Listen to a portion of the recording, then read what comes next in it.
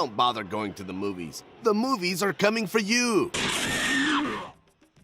When Dario Argento was asked by longtime friend Lamberto Bava, son of the legendary Mario Bava, to help him write and produce a film, the end result was the gory, explosive rock and roll horror 1985 masterpiece, Demons. Before we dive into this episode of Major Films Minor Details, we want to ask you to take a moment and subscribe to our channel. That way you won't miss a single horrific upload. We have new content dropping weekly. Now back to more Major Films Minor Details. Demons places us inside a cavernous German theater called the Metropol as we watch a group of viewers gather to view a gory untitled horror film. How come I never noticed it? You never notice anything. Don't start, please, Frank. For all the parents out there who were concerned that music and movies would turn their kids into mindless, bloodthirsty creatures of the night, Demons 1 and 2 are here to reassure them they were correct.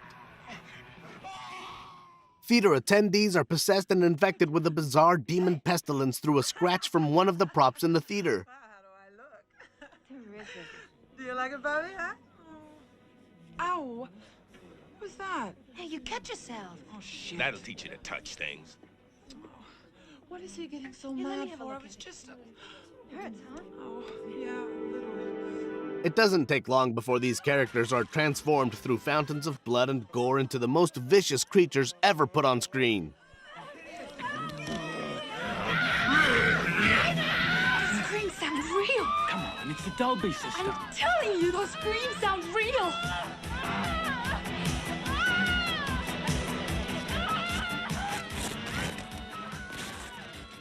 Early on, one of the characters rips right through the fabric of the theater screen and falls onto the stage as the viewers realize the action on screen just became their own reality.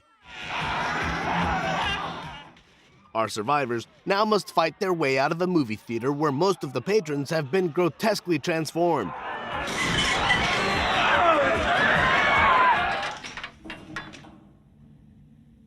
Great, there's enough room to crawl.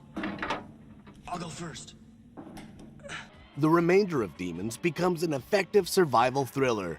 The characters hide and try to escape from the theater, which refuses to allow them a way out, while the demons run rampant, infecting almost everyone. Beautiful people sporting some of the most over-the-top fashion of the time endure eye-popping signature spigot splatter style effects that changed the game and set the bar impossibly high for the films to come. In addition to the great costumes and makeup effects, the film also has great set pieces and props, including the now famous metallic demon mask that causes the initial scratch, and ultimately, the demonic outbreak. None of this would be complete, of course, without the iconic 80s hits from such artists as Motley Crue, Billy Idol, and Go West, as well as great themes composed by Claudio Simonetti, son of Goblin keyboardist Enrico Simonetti. The rock music drives the action forward in the best way possible, solidifying the style and tempo of the film. Leave some of that stuff for us.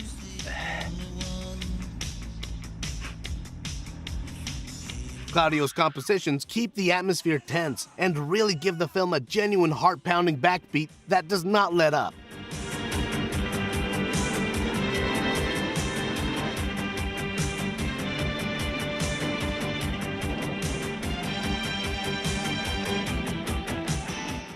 He even did a separate score for the film that they watch at the beginning of the movie.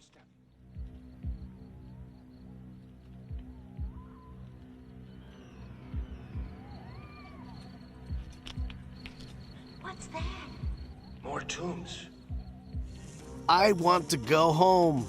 The survivors run, they hide, they smash and claw at the exits, motorcycle, machete chop their way through the aisles. There is no escape. Things go from bad to worse as more and more of the unfortunate audience becomes infected.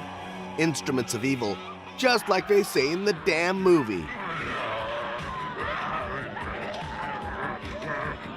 Demons rocks its way through neon green puking, razor tooth biting, jagged claw, flesh ripping kills, mixed with explosive body horror and mind-blowing transformations, one after another.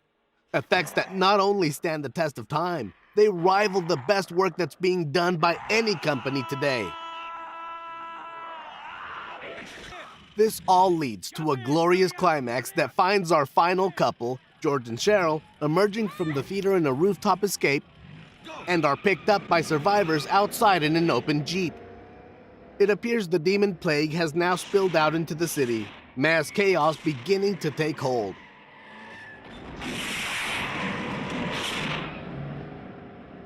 Good shot. What is instantly memorable about this finale is that Cheryl has been infected, unbeknownst to George and the audience, and as the credits roll, we are given a quick mid-credits scene that has Cheryl turn around and face us, the audience, breaking the fourth wall and snarling at us, now completely transformed into an ugly-faced monstrosity. Who is Cheryl looking at when she turns around and growls? She's looking at the film's final victims, us. This final scene, which leads to her being shot and then dropped dead onto the lone street, would follow us into the sequel to the nth degree. We will be the next to transform. We have all been infected. We watched the film. Demons was not reviewed well by critics, but enjoyed a great commercial success that would lead to the immediate production of a 1986 sequel, Demons 2.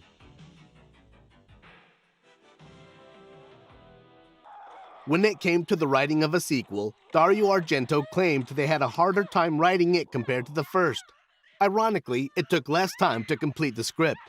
This film is significantly toned down compared to the first in terms of the gore and over-the-top violence, in an attempt to appeal to a wider and younger audience. The film still manages to turn some of the ideas and themes from the first film on its head and offer something new.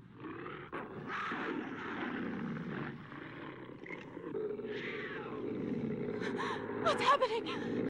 Demons 2 starts with some familiar faces from the first film and a new story. Residents of a high-rise are going about their business when a television show, can't be sure if it's a documentary or a movie, which looks a lot like the untitled movie playing in the first movie, begins to play out. Realize what that means? We're probably the only people alive who've seen one.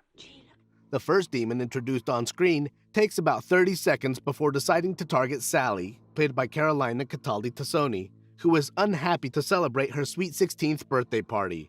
And, whilst locked in her bedroom, the creature breaks the fourth wall by staring us down and then comes right out of the television set. We are given the great creature POV as it travels through a TV static tunnel towards Sally on the other side. It perfectly encapsulates the ideology.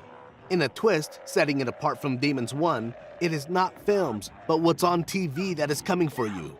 Everything has its own reality, even a character inside of a television. Worlds within worlds, where no one, no matter how innocent, is safe.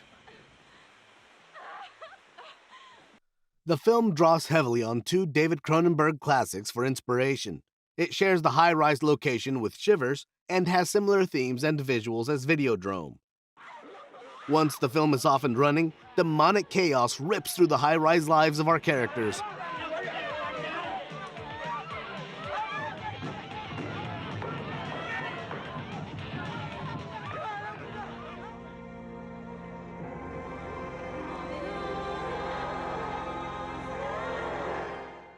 The 80s is one of the main characters in this film.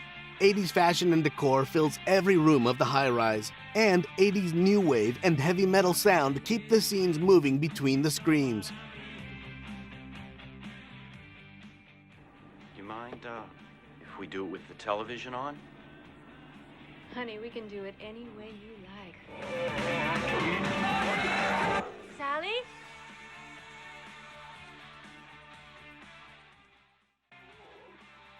When Sally the Demon emerges from her transformation to the cult reign, it is downright iconic.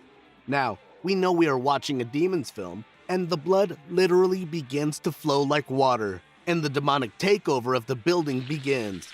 Soon, the entire high-rise is swarming with demons, and some of our main characters are trapped or in jeopardy throughout. Let's get out of here! Let's get out of here! Despite being a toned-down sequel, Demons 2 is plenty vicious and violent. Sergio Stivoletti's effects are abhorrent and ghastly to look at. The survivors fight and hack their way through a high-rise full of demonic madness with a fun little couple to Die Hard in its last half hour.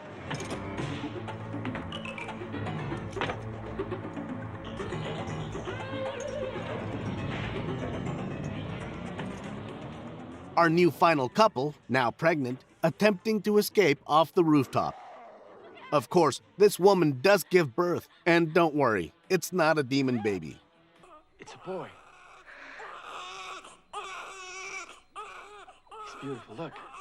An interesting theme in both films is that the supernatural power that created or propagated these demons is coming from the actual theater in the first movie and from the TV signals in the sequel. In an attempt to stop the evil in both cases, characters destroy the projection booth in movie 1 and then the video TV studio at the finale of movie number 2.